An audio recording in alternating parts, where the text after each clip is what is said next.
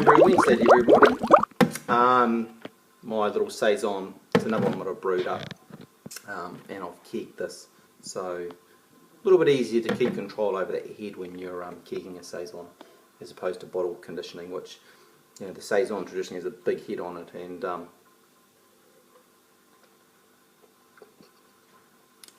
it's drinking really well. Just added, if you've been following my videos, you'll notice I put a recipe up a few posts back, but I've just changed a little bit and dry hopped it with another 25 grams of Mochawaker and 25 grams of Nelson Sauvin, and it's tasting bloody beautiful. Right, okay, this week did a little experiment clearing out my kegs with some gelatine, so we're going to have a look at that, and a little Apricot Saison Witbier thing that I've been brewing up. So let's have a little look at what we've been up to. Okay everyone, today I'm going to try my gelatine refining technique. So in here I have, because I don't have any granular gelatine, I have leaf gelatine. I've put 4 leaves of leaf gelatine. Like granular stuff works just fine as well, which is what most people use, and I've softened that in some cold water, and then I've added some hot water to it to dissolve it. Now the technique that I'm going to do that's a bit different to what I've seen is to put the gelatine on the bottom and then to add the beer onto the gelatine. One of the local home brewers suggested this to me. So the first thing I'm going to do is gas flush my keg to get rid of any oxygen out of it, and this is interesting because when you do this you can actually see the CO2 going to the bottom and the oxygen going to the top. Let's have a look.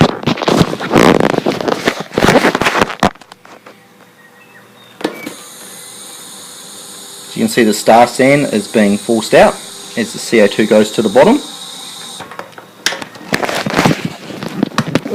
But I'm also going to add the lid to it, and then put CO2 in there and flush all the oxygen out, and then quickly add in my siphon hose and transfer it in onto the hot gelatine. Okay, let's see how it goes. Okay, just starting to get all of that oxygen out. CO2 will go to the bottom, oxygen will go to the top. That's enough. And now it's ready for transferring.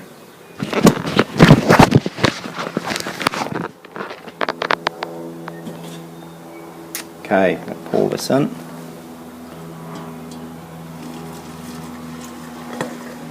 To the bottom, and then we'll start transferring. Okay, so now it's starting to transfer down. So coming out of my little stainless and down into here, and I can put a wee bit of CO2 in there too, just to flush any oxygen that might be coming out, and that's just going down onto that gelatine. So I have done some other beers. I'll put the gelatine on top, and I'm not sure if you've seen that technique, but if you haven't, Tony Yates has got a really good video on how to do it, but this is just an experiment, something that somebody told me locally, and their reason for it is fundamentally they don't like to open the keg and then pour gelatine onto it later on. They like to basically sterilise the keg, add the gelatine, put the beer into it, just make sure it's going through, and once it's closed, and they never really go back into that keg again. So we'll give it a go, see how it comes. We can cold crash it for a couple of days, and yeah, hopefully it'll be nice and clear. I mean, it's a relatively clear looking beer anyhow.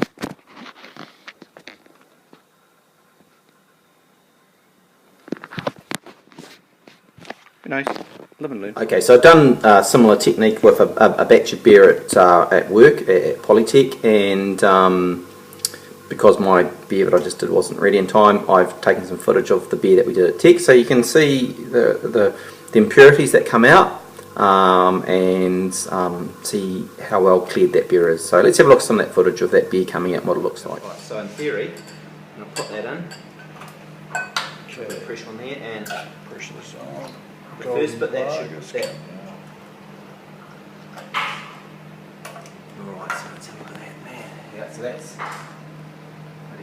from there. There's a bit of pressure on there, I think.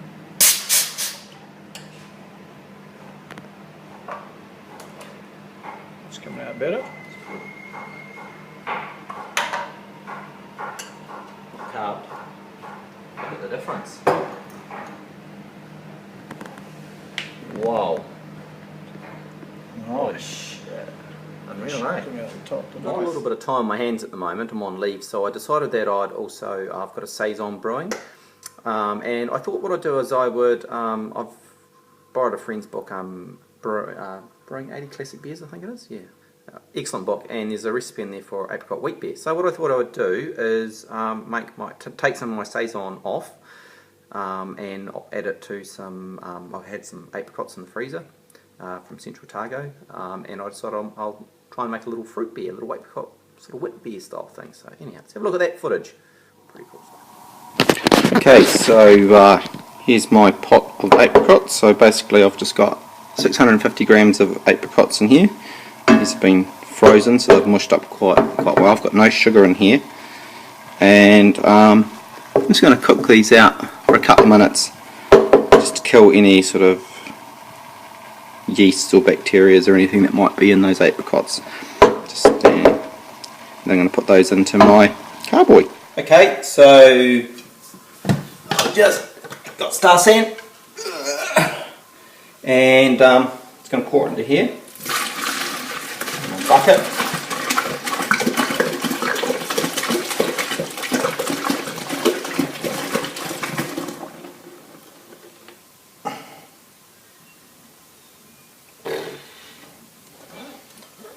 Nice. And I've got this in here. It's about a minute just to sit. And so I'll sanitise my siphoning hose as well. Let's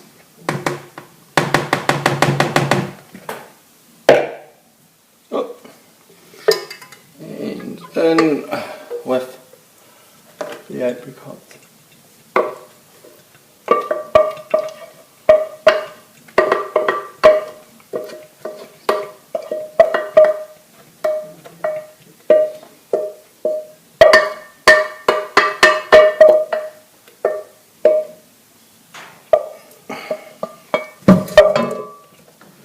Cool.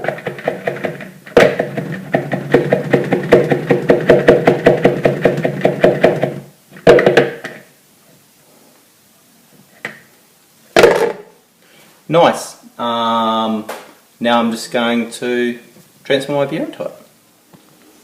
Okay, so now I'm going to transfer. So my carboy with the apricots on the bottom. And here we go. So just to check the gravity, and we are currently at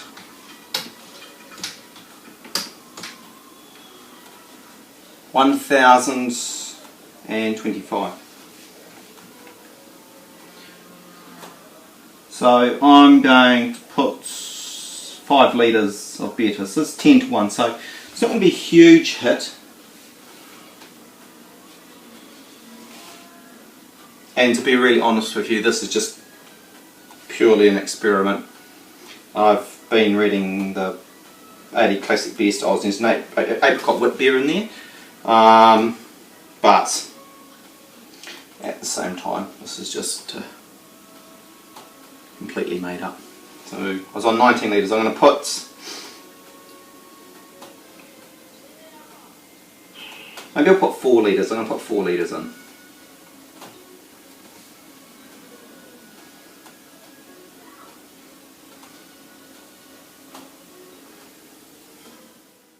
Okay, desperate attempt to get some CO2 in here.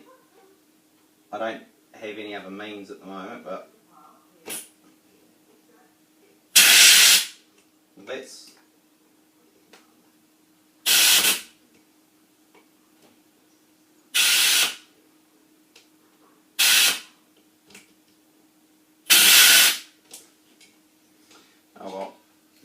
that will just have to do. I'm just hoping that enough CO2 is going to come out of... Oh, well that really sucks, doesn't it? How am I going to get that out? Wait for the CO2 to force it out. Otherwise, it's going to be not good times. Alright, anyhow. So we'll see how this eventuates. Oh well, some bits of apricot starting to float up, so it's looking interesting.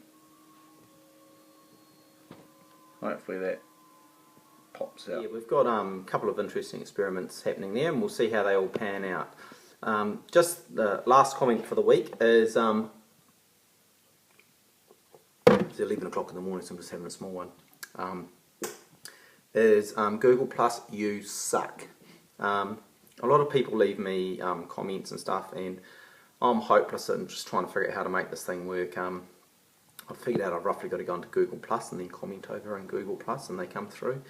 And so all the people who comment, and if you don't get a reply from me, I appreciate your comments. I'm sorry. I'm just trying to figure out how to comment back. And yeah, what was it? In the words of SJ Poor, Google Plus. Anyhow, catch you next week. Wednesday is Christmas Day, so for me it's going to be a Tuesday. It's going to be a Christmas Eve update, and God, who knows? Like most Christmas Eves, it could be in the Mr. Snuffu 44 style. For those of you who follow him, you know what I'm talking about. Okay, catch you later, and happy Homebrew Wednesday.